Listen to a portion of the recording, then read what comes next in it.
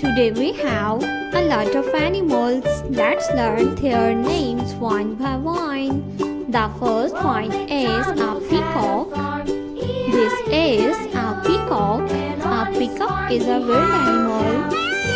This is peacock. The next animal is a cow. This is a cow. A cow is a farm animal.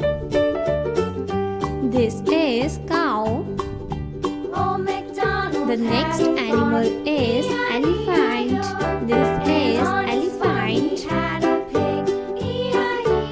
Elephant is a bird animal. The next animal is, this is a bird. A parrot. A parrot is a very beautiful bird. Parrot. This is parrot. The next animal is a sheep. This is a sheep. A sheep is a farm animal. The next animal is a lion. This is a lion. A lion is the king of forest.